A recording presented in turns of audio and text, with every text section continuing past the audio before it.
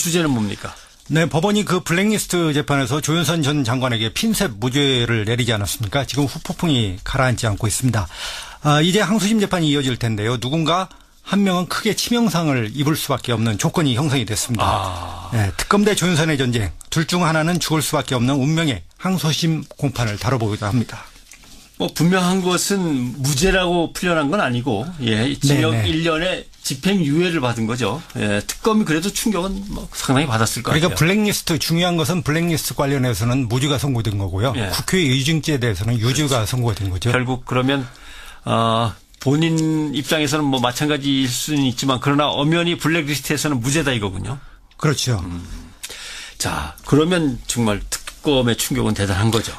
네, 그 특검 지난 목요일 날 그 선고가 있었지 않습니까? 네. 상당히 그 멘붕 상태에 빠져 있었습니다. 조윤선 무죄에 대해서는 전혀 예상을 못했던 것 같습니다.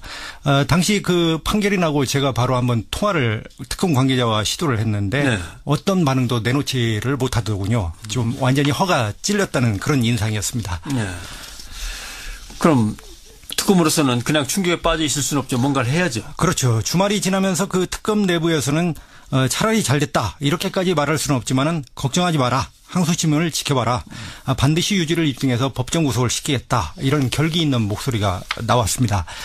특검도 그 반쪽짜리 블랙리스트 성적을 받았지 않습니까? 그러니까 그 명예회복을 위해서는 항소심에서 조 전 장관에게 화력을 집중할 수밖에 없는 그런 결기를 내세운 것으로 각오를 밝힌 것으로 그렇게 해석이 됩니다. 그러나 1심에서 무죄로 판결을 받았으니까 조 장관 측에서도 뭔가 자신감은 붙었을 거예요. 곧바로 항소하겠다. 또 다퉈보자. 이렇게 좀 나오고 있는 거 아닙니까? 그렇죠. 1심 판결에서 이 조윤선 전 장관이 가장 큰 승리자 아니겠습니까? 아까 말했지만은 그 국회 의중죄가 유죄를 받았지만 블랙리스트 낙인은 일단 벗어나게 됐습니다. 실질적으로 항소 실익이 크지 않을 것이라는 게 그 법조계의 중론입니다. 그렇지만은 특검이 항소할 것이 뻔하지 않습니까? 상황이. 그러니까 기세 싸움에서 밀리지 않겠다라는 계산을 한 것 같습니다. 네. 가장 크게 부딪힐 포인트는 뭡니까? 특검의 불만은 한마디로 요약하면 이런 겁니다. 1심 재판부의 판단은 김기춘 실장이 조윤선 정무수석을 제끼고 그러니까 빼고 조 수석 부하인 정관주 비서관하고 둘이 블랙리스트를 주도했다는 거다. 이게 말이 되냐 이런 논지입니다. 그러나 조 전 장관은 여전히 보고도 안 받았고 지시도 관여도 하지 않았다. 이런 입장이죠. 그래서 보고 지시 관여 이 부분에 대한 그 대공방 불가피합니다. 자, 저는 그냥 바보였어요. 허수아비로 가만히 앉아 있었거든요. 이런 말인데 이 말을 해서라도 빠져나가겠다는 건데. 그렇죠. 투명인간 이제 바지 사장 그래서 나오는 얘기죠. 1심 재판에서도 이 부분이 쟁점이었을 거 아닙니까? 물론 그렇습니다. 1심 재판에서 조 전 장관은 부인을 했지만 조 전 장관이 블랙리스트 존재를 알고 있었다라는 그 진술과 증언들은 상당히 많았습니다. 먼저 그 박준호 전 수석, 그러니까 조윤선 전 수석의 전임자입니다. 2014년 6월에 이제 바뀌게 되는데요. 이때 업무 인수 인계를 해주는데 박 전 수석이 세월호, 사대약, 그다음 블랙리스트 이것이 그 정무수석의 핵심 업무다. 이를 너댓가지를 얘기를 해줍니다. 그러니까 처음에는 조 수석이 듣고 있다가 웃으면서 들었다고 합니다. 그런데 점차 듣다가 나중에는 표정이 아주 어두워졌다. 이렇게 그 박준호 수석이 진술을 했습니다. 그러니까 조 수석이 이렇게 많은 이런 일까지 다 해야 됩니까? 이렇게 얘기를 했다고 합니다. 그리고 그 또 신동철 정무비서관 진술도 있습니다. 이 신동철 정무비서관도 조 수석에게 이제 첫 업무 보고를 하게 되는 것이죠. 그러면서 이제 블랙리스트를 언급했다는 진술인데요. 수석님, 보조금 좌파 지원 배제는 비서실장의 관심 사항입니다. 관련 조치 내역과 보고서도 비서실장과 대통령에게 보고를 했습니다. 그러니까 혹시 비서실장이 물을 수 있으니까 알고 계십시오.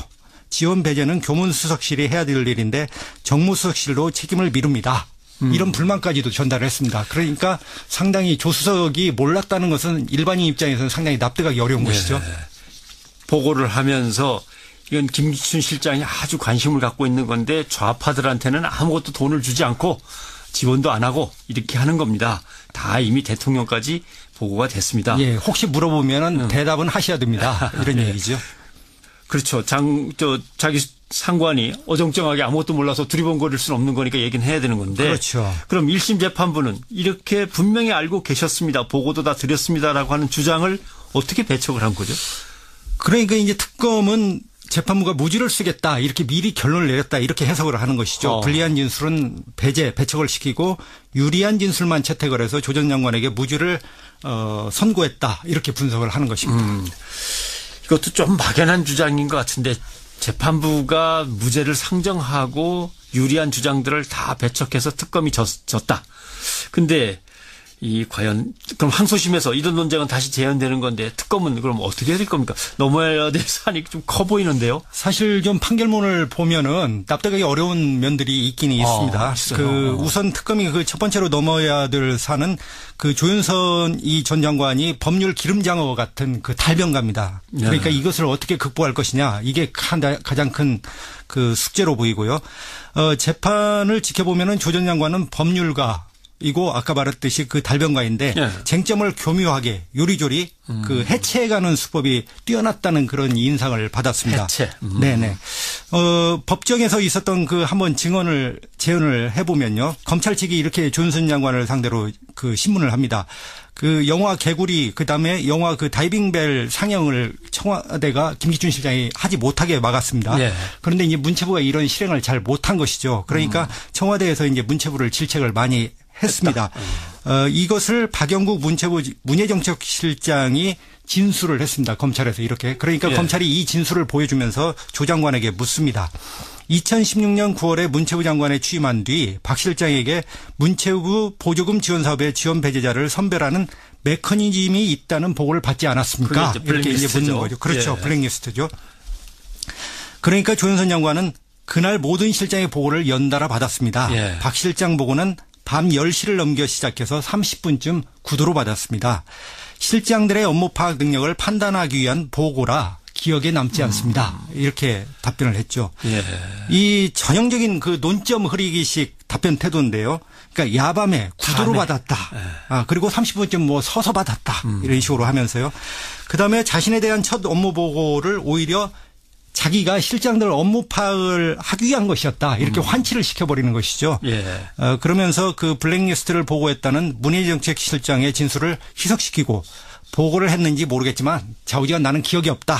라고 이게 부각을 시키는 이런 방식입니다. 밤에 순서대로 들어와 가지고 줄줄이 이야기만 쭉 하고 나갔는데 뭐 내가 그걸 일일이 그냥 서류상으로 다 꼼꼼히 챙기지 않았다. 아무래도 이제 법정에서나 검찰에서는 밤에 조사를 하거나 밤에 무슨 일을 했다고 한다면 그걸 증거로 인정하는데 좀 박하거든요. 그렇죠. 그런 것을 노린 것이죠. 법률가답게요. 또 다른 극복 과제는 뭐가 있습니까? 특검에게. 네, 좀 특검이 조 전 장관을 근접 공격할 필요가 있다 이런 생각이 듭니다. 좀 더 정밀하게 확인 조준이 필요하다는 것이죠.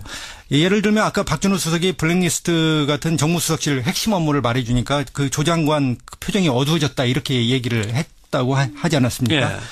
그런데 검찰에서는 이렇게 확실하게 진술을 했습니다. 그런데 이제 법정에서 증인신문을 나오죠. 박준호 수석이.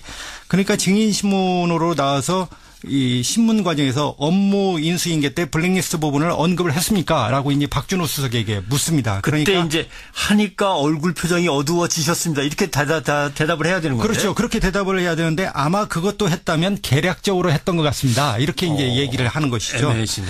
그러니까 이제 법정 바로 눈앞에 조윤선 그다음에 김기춘 피고인이 있으니까 박준호 수석이 이렇게 그 진술이 무뎌지고 그 희미해진 것입니다. 그래서 좀 특검이 핵심 증인들의 증언을 확실하게 이끌어내고 다잡을 필요가 있다. 이런 생각이 듭니다. 네.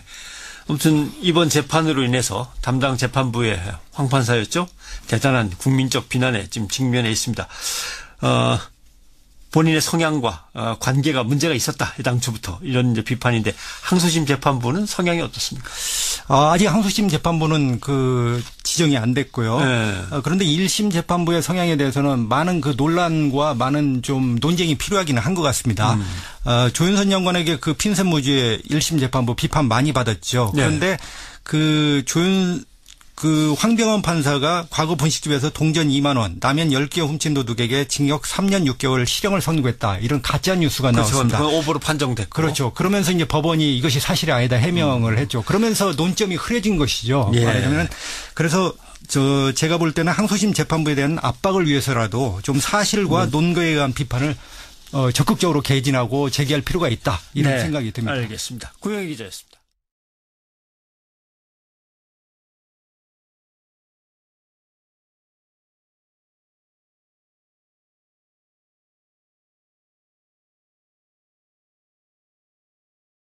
뭔가 자신감은 붙었을 거예요. 곧바로 항소하겠다, 또 다퉈보자, 이렇게 좀 나오고 있는 거 아닙니까? 그렇죠. 1심 판결에서 이 조윤선 전 장관이 가장 큰 승리자 아니겠습니까?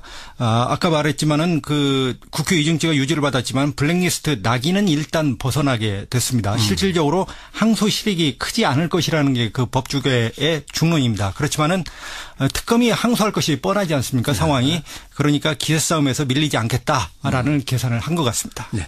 가장 크게 부딪힐 포인트는 뭡니까?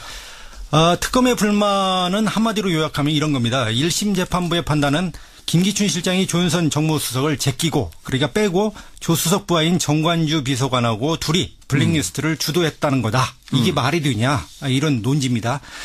그러나 조 전 장관은 여전히 보고도 안 받았고 지시도 관여도 하지 않았다. 이 진술을 했습니다. 그러니까 조 수석이 이렇게 많은 이런 일까지 다 해야 됩니까? 이렇게 얘기를 했다고 합니다. 네. 그리고 또 신동철 정무비서관 진술도 있습니다. 이 신동철 정무비서관도 조 수석에게 이제 첫 업무 보고를 하게 되는 것이죠. 네. 그러면서 이제 블랙리스트를 언급했다는 진술인데요. 수석님, 보조금 좌파 지원 배제는 비서실장의 관심 사항입니다. 관련 조치 내역과 보고서도 비서실장과 대통령에게 보고를 했습니다. 그러니까 혹시 비서실장이 물을 수 있으니까 알고 계십시오. 지원 배제는 교문수석실이 해야 될 일인데 정무수석실로 책임을 미룹니다. 이런 불만까지도 전달을 했습니다. 그러니까 상당히 조 수석이 몰랐다는 것은 일반인 입장에서는 상당히 납득하기 어려운 것이죠. 보고를 하면서 이건 김기춘 실장이 아주 관심을 갖고 있는 건데 좌파들한테는 아무것도 이런 입장이죠. 그래서 보고 지시, 관여 이 부분에 대한 대공방 불가피합니다. 자, 저는 그냥 바보였어요. 허수아비로 가만히 앉아 있었거든요. 이런 말인데 이 말을 해서라도 빠져나가겠다는 건데. 그렇죠. 투명인간 이제 바지 사장, 그래서 나오는 얘기죠. 예. 1심 재판에서도 이 부분이 쟁점이었을 거 아닙니까? 물론 그렇습니다. 1심 재판에서 조 전 장관은 부인을 했지만 조 전 장관이 블랙리스트 존재를 알고 있었다라는 그 진술과 증언들은 상당히 많았습니다. 먼저 박준호 전 수석, 그러니까 조윤선 전 수석의 전임자입니다. 네. 2014년 6월에 이제 바뀌게 되는데요. 이때 업무 인수 인계를 해주는데 박 전 수석이 세월호, 사대학, 그다음 블랙리스트, 이것이 정무수석의 핵심 업무다. 이를 너댓가지를 얘기를 해줍니다. 그러니까 처음에는 조 수석이 듣고 있다가 네. 웃으면서 들었다고 합니다. 그런데 점차 듣다가 나중에는 표정이 아주 어두워졌다. 이렇게 박준호 수석이. 주제는 뭡니까? 네, 법원이 블랙리스트 재판에서 조윤선 전 장관에게 핀셋 무죄를 내리지 않았습니까? 지금 후폭풍이 가라앉지 않고 있습니다. 이제 항소심 재판이 이어질 텐데요. 누군가 한 명은 크게 치명상을 입을 수밖에 없는 조건이 형성이 됐습니다. 네, 특검 대 조윤선의 전쟁, 둘 중 하나는 죽을 수밖에 없는 운명의 항소심 공판을 다뤄보기도 합니다. 분명한 것은 무죄라고 풀려난 건 아니고, 징역 1년에 집행유예를 받은 거죠. 특검이 그래도 충격은 상당히 받았을 것 그러니까 같아요. 블랙리스트, 중요한 것은 블랙리스트 관련해서는 무죄가 선고된 거고요. 국회 위증죄에 대해서는 유죄가 선고가 된 거죠. 결국 그러면 본인 입장에서는 마찬가지일 수는 있지만 그러나 엄연히 블랙리스트에서는 무죄다 이거군요. 그렇죠. 자, 그러면 정말 특검의 충격은 대단한 거죠. 네, 특검 지난 목요일 날 선고가 있었지 않습니까? 네. 상당히 멘붕 상태에 빠져 있었습니다. 조윤선 무죄에 대해서는 전혀 예상을 못했던 것 같습니다. 당시 판결이 나고 제가 바로 한번 통화를 특검 관계자와 시도를 했는데 네. 어떤 반응도 내놓지를 못하더군요. 좀 완전히 허가 찔렸다는 그런 인상이었습니다. 네.